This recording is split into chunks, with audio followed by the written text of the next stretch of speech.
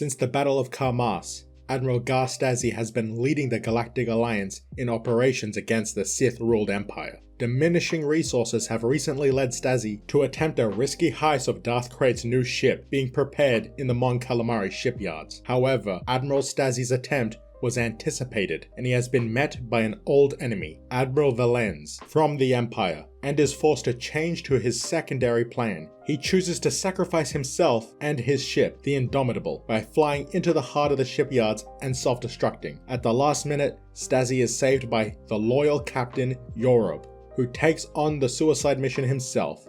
Now, with this incredible blow to the Empire, the Admiral and the remainder of the Galactic Alliance await the retribution to come from the Sith.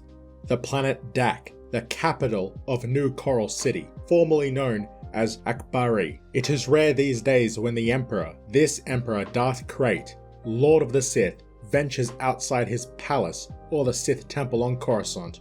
Rarer still when he travels to another planet. Events of the past few days have dictated this appearance, and Darth Krayt is not pleased. Due to Gal Gahan assisting the Galactic Alliance, Darth Krayt decides to punish the Mon Calamari by executing 10% of the population. Gal Gahan's anguished cries are lost amidst the clamor of shock and fear in the assembly. These are the elected representatives of the Mon Calamari and carry no weapons. The holocams scattered throughout the room make certain the torrent of murder is broadcast throughout the galaxy. Darth Krayt then decides to inter the Mon Calamari in camps so that they can be worked to death, willing to lose the shipyards on the planet to spread fear throughout the galaxy. The Imperius, 3 days ago. It was the newest ship in Darth Krayt's Imperial Navy, the pride of its fleet. Now, it is the flagship of Admiral Garstazi, the leader of the last remaining vestige of the Galactic Alliance. Stealing the vessel cost Stasi personnel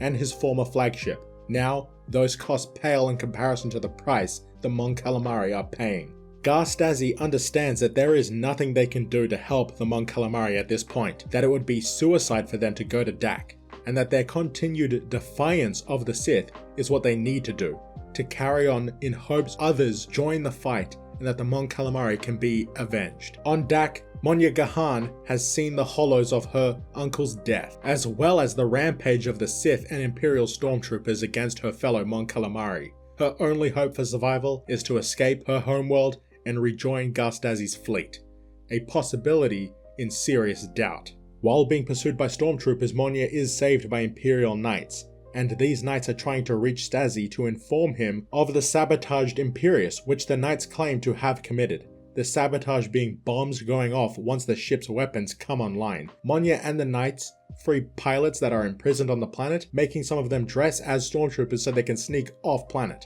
The plan almost works until Darth Azad arrives on the scene. Before he's able to stop them, the knight, Sind, stays behind to duel with the Sith Lord while the others escape. Master Dare is able to inform Stasi of the sabotage that was done to the ship and will contact Emperor Fel in order for the Alliance and the Empire to work on a potential alliance going forward. And that is Wrath of the Dragon.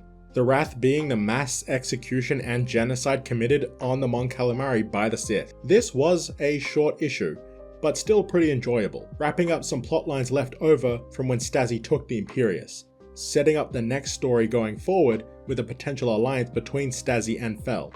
We get more Imperial Knights and a short duel between a Knight and a Sith.